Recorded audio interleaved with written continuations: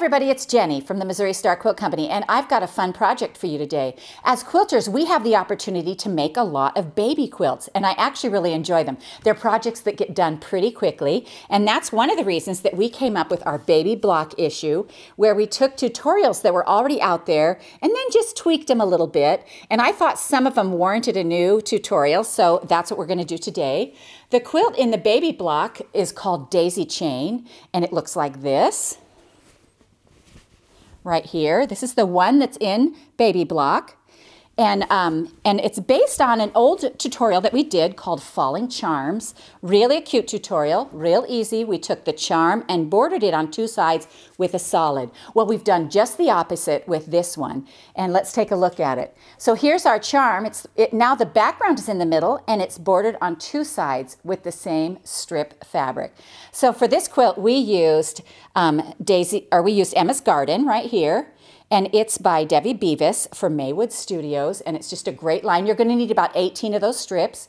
We used 1.5 yards of background, and from the background we cut our 5-inch squares and our 2.5-inch pieces for the sashing that forms the sashing and the border.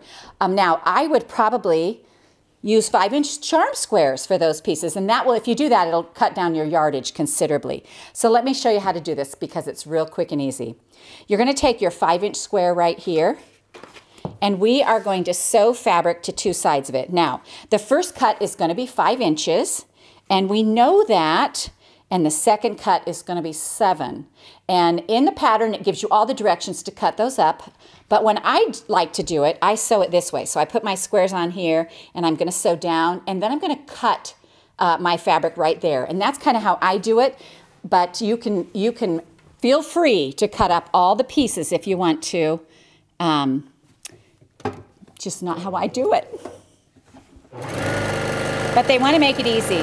You know, one of the things that's fun for quilters is that we all have different brains and we all do things differently. And so it's whatever works best for you. Some people like to get all their cutting done ahead of time. I like to do this and cut mine and then press it open. And I'm going to press to the dark side. So I'm just going to... And when I say press to the dark side, somebody the other day asked me, what does that mean? And I'm like, it means that the seam of your fabric, that darker fabric, is going to hide under the fabric, and it's not going to be pressed to the white fabric where it could show through. All right, so now what we're going to do is we're going to take this same piece, and we're going to run this other piece down the side right here. Let me show you this, like this. Just run it right down the side, 1/4 inch. And make sure my seam is laying down underneath there. Go in the right direction.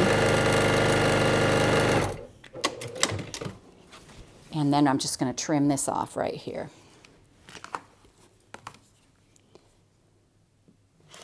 Now again, if you want to cut your pieces, this piece is 5 right here, 5 inches, the same as the charm, and this side piece right here is 7 inches. So that's the size you're going to cut. I just kind of sew mine on, you know, strip one after the other, kind of chain piecing. You do have to make sure your squares stay the same size. All right, now what we're going to do is we're going to put these together in a block. So we're going to make 4 of these and put them together in a block. Here's our block right here. And when we put this together, we're going to put two squares in like this. Just want to make sure you guys can see this. 2 squares in and then like this. So 2 squares in and 2 squares out. So just like this. All right? So that's going to go together as a 4 patch. And I'm thinking right now that I want to swap my purple over here. I want my colors a little bit different. Nope, let's do purple up here. Oh, 2 whites in, 2 squares in. You know, I have those mantras. I get angrily challenged. 2 squares in, 2 squares out. So now I've got green, green, purple, purple, and that suits me a little better. So we'll sew those together.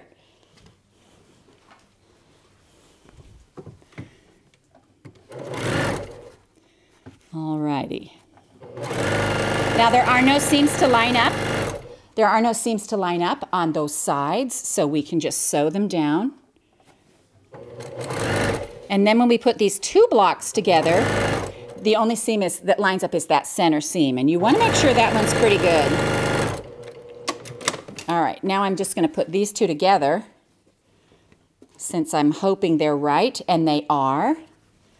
So again, I'm just going to put this together like this, line up that edge, start sewing. Make sure my seams are nesting. So one seam goes one way, one goes the other. And I can just put my finger on that seam and sew till I get there.